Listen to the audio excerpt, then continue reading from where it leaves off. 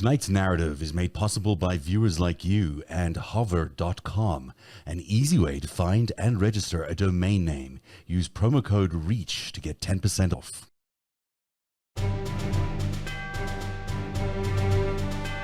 I wanted to hear from you, Eric, about Jack Smith. As he hears about these verdicts, he's going to feel somewhat emboldened, I would think, to take the next step quite quickly. Well, the timing here is uncanny that Smith is pulled out of The Hague, where he is the lead prosecutor. He is coordinating all the other prosecutors in a system that would not be dissimilar to the structure that we had of Robert Mueller and all his prosecutors underneath him, or a U.S. Attorney's office with a U.S. Attorney supervising assistant U.S. attorneys who were doing the prosecuting on a number of topics. Mr. Smith here was pulled off of a special prosecution unit that was looking at war crimes in the former Yugoslavia, in the now quote Kosovo, but the Kosovar militia that lay there before power was reestablished that was legitimate. So this is circa 1998-99. They were looking at human trafficking and the most extreme war crimes possible, including not just disappearances, murder, and inhumane conditions, but also the harvesting and sale of human organs. So it could not be more serious topics that prosecutor Jack Smith was working on. So I'm reminded that Donald Trump's administration had us pull out of the war crimes court, and certainly was very opposed to. In fact, they threatened the judges, if I'm not mistaken, with some sort of weird. What they did was they imposed sanctions on any ICC judge or personnel who would be looking at American personnel or our allies, which is a very broad group. And the interesting part is that happened in about June of 2020, which is around the time that the GOP got their polling data back about how they were going to do in the election, as well as the time you get the George Floyd's murder and you get the protests that follow on, the militarization of that, really the lead up to January 6th.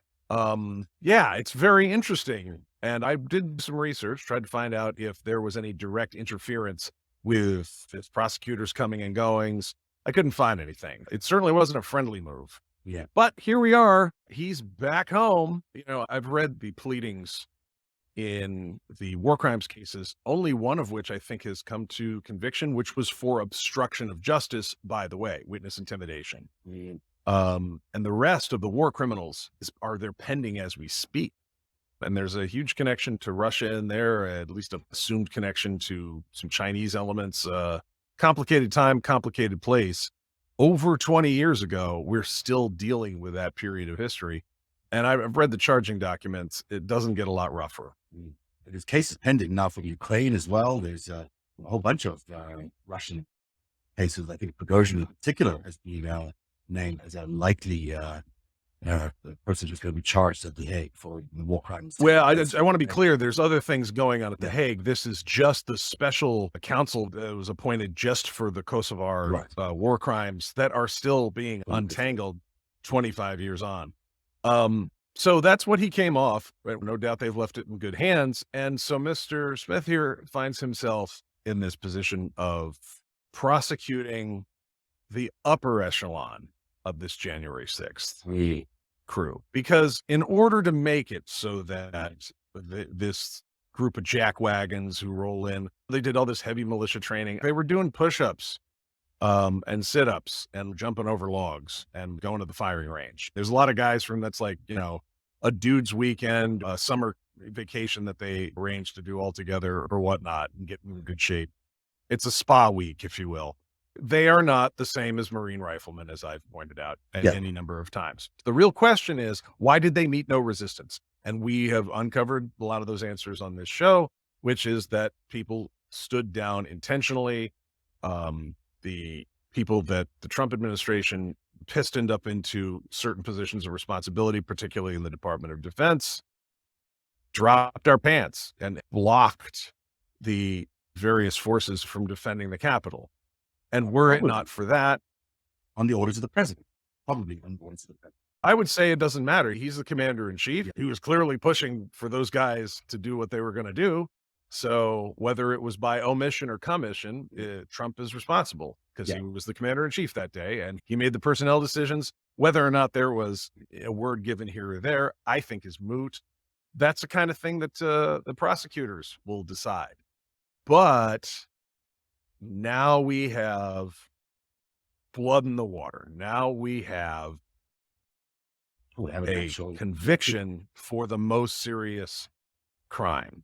And now we can tie what everybody else did, whether we're talking about Missouri Senator-elect Eric Schmidt getting the Republican Attorney General Association to foot the bill for the robocalls to assemble the attackers, or the Proud Boys, the Proud Boys, the whole bunch of Clarence Thomas, Alito, any of them, anybody touching this, they're all at risk here. So now you've got the And actual now- jury saying there has been a seditious conspiracy and that they have found 2 people guilty on that. So now you've got a whole bunch of people that could be questioned. I'm actually quite interested in what Mr.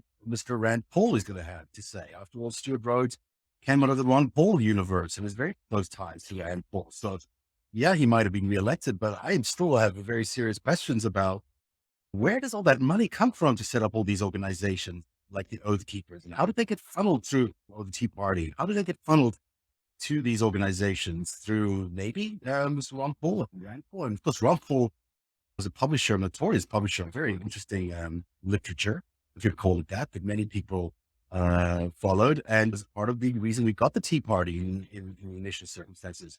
And both Rand Paul and Ron Paul are regular visitors to the Kremlin. They in one case, like to deliver mail. That's what Rand Paul did, but Ron Paul used to go to Moscow all the time. For what reason, ultimately, was he going there? And how much of that has to do with Stuart Rhodes and the Oath Keepers is still an outstanding question, which I'd really be interested to know the answers. It's funny you bring them up because we had a conviction of a guy named Jesse Benton the other day who was convicted for funneling money from Russian intelligence into Trump's campaign. And prior to that, I forget if he'd been charged or convicted of funneling Russian money into Ron Paul's campaign, and Trump got him pardoned. But Benton was tried for another crime that was, instead of the 2012 election, getting Russian money into the 2016 election, and he was found guilty. And he was Mitch McConnell's campaign manager. He was Ron Paul's campaign manager and Rand Paul's campaign manager. Ooh. So the Paul boys here have got a little explaining to do, and they've got 2 of their top guys are now felons, jailbirds. Yeah, certainly looks like there's, the time is coming for Rand Paul to answer some of these questions, because it's surprising that he has so many ties, and he stands when it comes to vaccines and all that crazy stuff he did for a period of time during the Trump years, clearly indicating that he is one of Russia's most favored senators in our Senate. Hi there, it's Zev from Narrative. Have you ever had a great business idea but just didn't know where to start? Well, one of the first steps to building a new business is a domain name by Hover. That's because it's more important than ever to have an online presence, and your domain name by Hover is your first step in building your online brand. For a limited time at hover.com/reach, you get 10% off. Hover makes it quick and easy to find the perfect domain name for your business with over 400 available extensions. And with their Connect feature, you can easily connect your Hover domain name to many popular website builders with just a few clicks. Plus, Hover offers free Who Is Privacy. That's free Who Is Privacy that protects your personal information from being released online. Don't let the complicated search, sign up, and connection process of other domain providers stop you from starting your online brand today. Hover makes it easy to get started, so what are you waiting for? Find your perfect domain name at hover.com/reach. Plus, Narrative Live viewers get 10% off right now if you use the promo code REACH, that's REACH, or go to hover, hover.com/reach, REACH.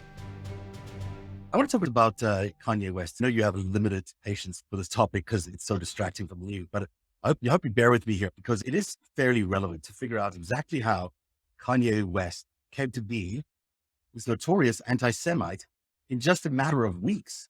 And the way it was developed as a narrative, involving many of the faces that we recognize from January the 6th, people like Alex Jones, people like Roger Stone, all involved. This Candace Owens is there too, and Tucker Carlson. I'm going to walk you through the stage by stage here so everyone gets an understanding of this process that made Kanye West less surprising anti-Semite. Maybe he was an anti-Semite before, but he suddenly evolved quite into one. And how the same machine that helped create January the 6th helped create this anti-Semitic event around Kanye West and Fuentes and Trump that we've been witnessing.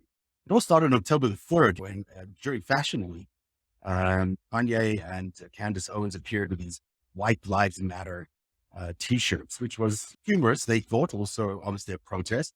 It's important to note that Kanye's career as a fashion designer hasn't been that great. He's been really troubled lately because he believes that Louis Vuitton fired him basically for the wrong reasons, fired his assistant, whatever the case might be. He feels that there's people who've done him wrong. But on this day, on October the 3rd, is at Paris Fashion Week, and he and Candace Owens, a product really of the Mercers, as many people say, he's sort of this black conservative figure who has a talk show and a documentary coming out all about MAGA and what she's supportive. That's what Kanye and Candace Owens are big supporters of the MAGA movement. But to them, they show up with this White Lives Matters t-shirts, and they get roundly criticized by people who say this is ridiculous. It was a stunt more than anything else, probably to cover for a pretty lackluster fashion appearance. But lo and behold, October the 6th, just 2 days later, who jumps in to interview Ye? Tucker Carlson, who probably never had reason to interview Ye before, suddenly gives Ye like a couple of big nights to discuss his concerns about the world, which includes his concerns around Jews and about Louis Vuitton. I can play a little bit about what he said about Louis Vuitton and like upset about Louis Vuitton. This is from the outtakes. I felt with Bernard Arnault, not only did he pull on the deal that contributed to me breaking down and go back on his word with that, he also went on to hire multiple people out of my organization. That's really his beef. He's got this beef with Louis Vuitton. And I think the guy that he's talking to happens to be Jewish, and he's got these, he's upset. October 6th, Tucker Carlson does this lengthy interview. I listened to the entire thing, quite weird. But there's a little bit of anti-Semitism. There are a couple of very anti-Semitic comments about Jews not being able to dance as well as black people. They're not characteristics of Judaism or Jewish people, but they're still fitting to that category, and certainly around the idea that Jews control the financial world, media world. He leans into that quite a lot. So then on October the 18th, Roger Stone shows up on Alex Jones's show, and suddenly he's got a great idea. I don't know how these people communicate, or if they communicate to the extent that they do this, but on that show, he articulates that it might be a great idea to have Kanye run. I still think that President Trump will run in 2024. I still think it is conceivable that, he could announce the Saturday before this election, which would have an electrifying effect on the election itself. And thinking outside of the box, I think his running mate, in all honesty, should be Kanye West. You want to completely shake up and change the electorate? There's a ticket I could really get behind. Now, I'm for the president. I would be very clear about that. But if you want to see the globalists and the political establishment go out of their minds, put forward a Trump West ticket. Well, I know they're friends. Do you think Trump and Kanye would go for it together? Look, I can't speculate about that. But when it comes to his fealty to Jesus Christ, his strong position on life, his outspoken opposition to the cancel culture and censorship, I think he'd be an extraordinarily interesting candidate. And that's the thing about politics. If you're not interesting, if you're boring, the voters go elsewhere. So and people couldn't believe that Trump, a businessman who never held office, could win. He did. This could be the two businessmen, both pro-America, both free speech candidacy. That's a pretty good idea. Have you told Trump the idea? I'm not going to comment on that, but two strong Christians. Look, I like to think outside the box, but I think it would electrify the electorate, and it would change 100 years of history. I just throw it out there as an idea, but I think it's intriguing. Here's what I do know: when people have a choice between Kanye West and Kamala Harris, I think I know what they would choose. Well, absolutely. I think it's a great idea. So we need the Trump West ticket. Yeah, let's see who can get the T-shirts up and out faster, you or me. This is funny, of course, but it's also the same way we got to January the 6th. These two characters basically are the reason that January the 6th happened. They originated the idea, some say, on September on the same kind of talk show. So as we look at the creation of the anti-Semite narrative, which existed for a few days now, it really originates out of the Roger Stone universe. And it's stunning because Roger Stone is supposedly, at least he told people all the time, that he's an avowed Zionist. So you've got these two sort of conflicting ideas, that he's backing anti-Semitic figure in Lee and also being pro-Zionist at the same time. And it's one of the challenges I think that the GOP is having to struggle to understand how to react to this particular thing. Fast forward to November 22nd, and then this is when Trump invites Fuentes and Lee to a Thanksgiving dinner at Mar-a-Lago. Truly a strange thing to do. He of course knows who Fuentes is. He's not fooling anybody by saying he doesn't know who Fuentes is. But there is a tape where Kanye West, in debriefing the events of that day, of that dinner, talks about how Nick Fuentes was influential and how Donald Trump really loves Nick Fuentes and how it was such a big deal that he walked in there with Nick Fuentes, who by all accounts is also anti-Semitic. There's no doubt about it. But it was more like a comedian. I feel like they're just a bunch of cartoon characters participating in the Roger Stone show. I don't even think they believe necessarily what they're saying. I don't know if you can see in this tweet here, there's Milo and Fuentes all on the way to Tim Pool's show, which is also an unusual show. And that's where Kanye West walked out of that show because he was convinced, he said, that the Jews were responsible. See, that's what he said to Tim Pool. To be like defending, I'm not going to go through another, to come in here. I feel like it's a setup to be like defending. I'm not going to go through another, like I'm literally going to walk the F off the show if I'm sitting up here having a, talk about, you can't say that it was Jewish people that did it when every sensible person knows that. I mean, Jon Stewart knows what happened to me and they took it too far. It was like American History X. Like my head was on the side of the curve and the exact people that I called out kicked my head. We found out that my trainer was a MK Ultra Canadian intelligence. He worked in the defense research and development in the Canadian military, essentially working on PSYOPs in the Canadian military. This is Harley Pasternak. Now, I'm going to tell you, I've very encountered Harley Pasternak before in my days as a TV producer, trainer, and people really enjoy his training. I don't think he's a Canadian intelligence agent. I don't think he's involved in MK Ultra.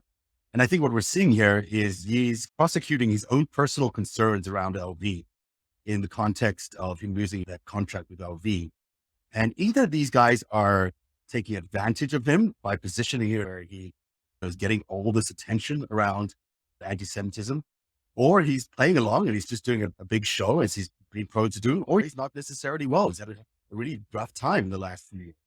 All of these situations suggest that he shouldn't be a front man for any of this kind of stuff. But it does seem to me that Roger Stone is pulling the strings of whatever is going on behind this whole anti-Semitism. Yeah, but they're both owned intelligence assets. So do you think Roger Stone's Israeli intelligence or Russian intelligence or, these guys aren't calling their own shots. So I'm interested what the larger play is. I think generally it's distraction, but I'm wondering who's really behind this. In addition to.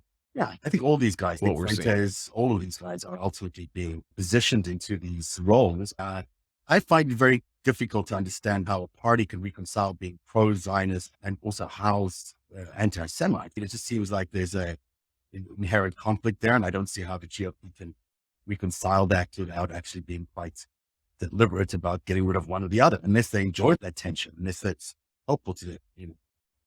And certainly many people have speculated in the past. I do think it's an interesting thing that we're witnessing. I don't think we should walk away from these events, whether it's January the 6th and Roger Stone's involvement in January the 6th, and say these are just stunts, these are dirty tricks that he's pulling off here. The truth of it is, these are much more than just dirty tricks. They do cost people's lives. They do ultimately impact how people think about their country. They do take away the oxygen from other news, as you pointed out. They're a distraction from other news. And Roger Stone may walk around feeling like he's some sort of circus master, but truthfully, he's caused a lot of damage to the American political system. And I don't think we should be patient with this stuff anymore. After seeing what happened with January the 6th, and clearly his involvement there, he's continuing to pull the strings of all these characters. And so when you look at who really pulls together the whole anti-Semitic ecosystem, it looks a little like this. You've got Roger Stone, Alex Jones, Donald Trump, Tucker Carlson, Candace Owens, Milo, and Nick Fuentes. This is how we got to Kanye West is an anti-Semitic figure, and let's give Nick Fuentes a whole bunch of free airtime in the last few days. It just doesn't strike me as being sort of like organic anti-Semitism that's risen from the grassroots up. It's a play that's been placed in front of all of us by an intelligence operation or some sort of grouping, and they're just sucking up the oxygen. And when you really think about it, Rupert Murdoch's certainly very close to Israel. Some would say very close to Israel. He owns Tucker Carlson's show. The Mercers own Candace Owens. Mercers and Murdoch probably own Donald Trump. Alex Jones, who, as I would say, probably the Russians, we've spoken about Roger Stone and Nick Fuentes. We don't know. We're talking about basically an intelligence that's going on. Well, that is the great mystery, isn't it? Yeah. So these are the cartoon characters that were foisted up upon us. These are not the real players. No, they're not, but they're taking up a lot of the oxygen. And watch these breathless news anchors hour after hour talking about how Kanye is evil and all these things. It's like, or Nick Fuentes is like the devil. He's a terrible guy. Like, he says terrible things, but he's not Hitler. He's something else that's being made to upset people. Well, that's the show for tonight. Have a good night, everybody. We'll see you again. Every minute of Narratives reporting, every story that we break is made possible by our patrons. You too can become a patron by joining at patreon.com/narrative. Narrative, where truth lives. One day, you'll tell the story of autocrats, crooks, and kings who came for our freedom.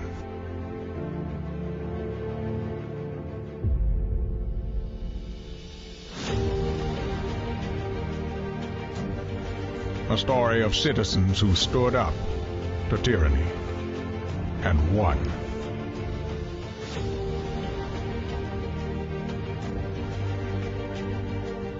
The people prevailed and renewed an old vow to a more perfect union. And that was just the beginning. The story continues. Narrative, where truth lives.